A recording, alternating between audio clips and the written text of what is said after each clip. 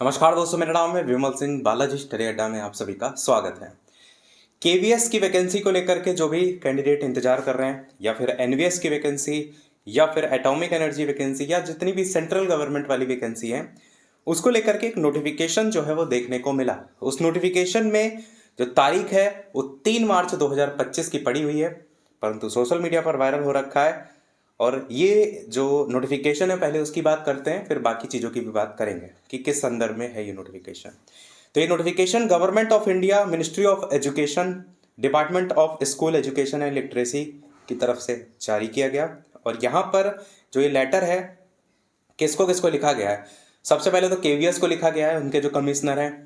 इसके अलावा नवोदय विद्यालय समिति जो है, एनवीएस, उसके कमिश्नर को लिखा गया है। इसके साथ साथ एटॉमिक एनर्जी एजुकेशन सोसाइटी, जो आपका AEES करके वैकेंसी देखने को मिलती है, उसको भी लेकर के लिखा गया है।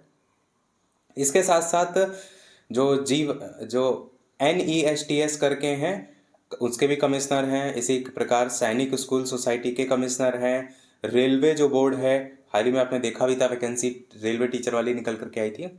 तो इन सभी को लेकर के लिखा गया है। कुल मिलाकर के सेंट्रल गवर्नमेंट में जितनी लगभग आ रही है, DSSB का इसमें मेंशन तो नहीं किया गया है। हालांकि कहीं ना कहीं अभी वैसे भी वैकेंसी की बात नहीं हो रही है, पर सेंट्रल गवर्नमेंट में वो भी कहीं ना कहीं आ जाता है। सेंट्रल गवर्नमेंट में क्या है, तो वैसे दिल्ली की वैकेंसी, तो इसीलिए हो सकता हो ना लिखा हो। बाकी तो जो लिखा है मैंने आपको बता दिया। अब सब्जेक्ट इसका यही है कि जो केंद्र सरकार है, उसकी जो एजेंसी हैं, उन सभी के द्वारा जो भी संचालित अलग अलग विद्यालय हैं, उन्हीं को लेकर के आपस में सामंजस्य वगैरह बनाया जाए, उसी को लेकर के ये लेटर लिखा गया है। इसमें बताया गया, sir madam, with reference to the subject mentioned above the, मैं डायरेक्ट समझा देता हूँ। इसमें लिखा है कि जो भी विषय है उसके संबंध में जहाँ पर जो कहने का निर्देश दिया गया वो ये कि जो भी केंद्र सरकार है, सेंट्रल गवर्नमेंट है, उनके द्वारा जितने भी विद्यालय हैं, सभी विद्यालयों के लिए एक समान शिक्षक भर्ती के प्रस्ताव पर विचार करने को लेकर के यहाँ पर जो है वो कहा जा रहा है। यहाँ पर लिखा है, is directed to state that the proposal of common teacher recruitment for all school run by the central government is been explored. साथ ही ये भी इसमें लिखा गया है कि इस संबंध में ये यहाँ पर ही ध्यान दीजिएगा कि ये कहा गया है कि इस प्रस्ताव पर विचार करने को लेकर बात किया जा रहा है। और इस संबंध में ये अनुरोध किया जाता है कि निम्नलिखित जो भी यहाँ पर पॉइंट हैं या टिप्पणियाँ, उसको लेकर के एक डेट भी दी गई थी 4 मार्च की, जो ऑलरेडी बीत भी चुकी है। इसको लेकर के कहा गया था कि या उससे पहले जो चीज़ें हैं वो उपलब्ध कराई जाएँ। हालांकि इसको लेकर के अभी कोई फाइनल ऐसा तो अलग से नोटिफिकेशन नहीं देखने को मिला है, या हो सकता हो जो रिक्रूटमेंट रूल्स अभी जारी हुआ है कल परसों में, उसमें भी अगर आप देखेंगे तो उसमें केवल क्या क्या अहर्ता हो सकती, क्वालिफिकेशन हो सकती है, उसी की बात की गई है।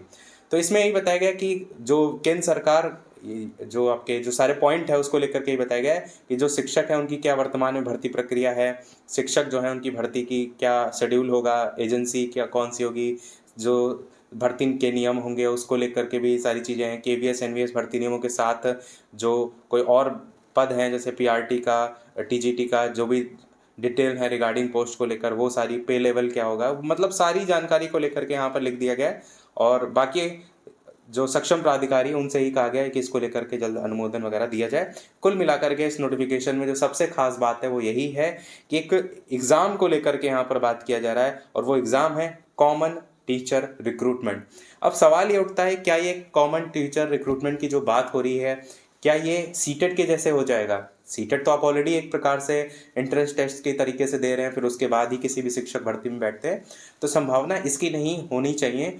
ये एक प्रकार से एग्ज़ाम का कहने का मतलब इस तरीके से संभावना हो सकती है कि अभी तक जो आप देखते हैं, केवीएस के लिए अलग एग्ज़ाम होता है, एनवीएस के लिए अलग होता है, इसी प्रकार सैनिक स्कूल के लिए अलग होता है, एड जो ट्रिपल ई या EES करके, मतलब जितनी भी अलग अलग आपकी पोस्ट है उसके लिए अलग अलग एग्ज़ाम होता है।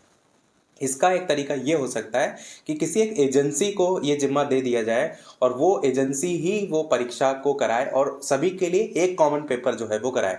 तो इससे एक ये भी संभावना बन सकती है कि आगे चल करके प्री मेंस वाली चीज़ें भी देखने को मिल सकती हैं।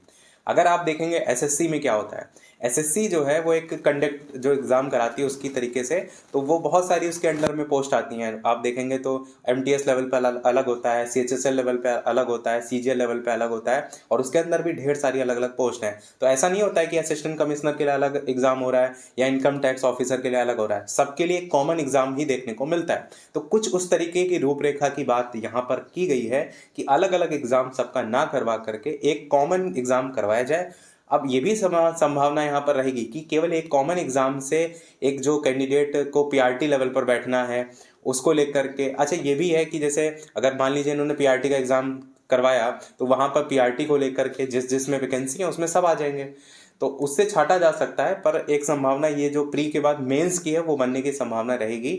जैसा होगा वो आगे सारी चीज़ें देखने को मिलेंगी। बाकी अभी इस नोटिफिकेशन के अकॉर्डिंग तो ऐसे लग रहा है, जैसे अगर बैंक में ही देखते हैं आप तो आईबीपीएस जो है उसके थ्रू एग्ज़ाम जो है बैंक के निकाले जाते हैं, तो एक कंडक्टिंग बॉडी के रूप में काम करता है। तो कुछ ऐसी संभावनाएं लग रही हैं। बाकी जैसा कि सीटेट एग्ज़ाम होता है उस तरीके की संभावना तो नहीं होनी चाहिए, क्योंकि सीटेट खुद एक पात्रता परीक्षा के तौर पर आप पास करके आए हैं तभी इन एग्ज़ाम को जो है वो आप दे पा रहे हैं। बाकी आपको क्या लगता है कमेंट में अवश्य बताइएगा। कोई प्रश्न कमेंट में पूछ लीजिएगा। वीडियो लाइक शेयर सब्सक्राइब कीजिएगा। मिलते हैं अगले अपडेट में, तब तक के लिए सभी को नमस्कार, जय हिंद।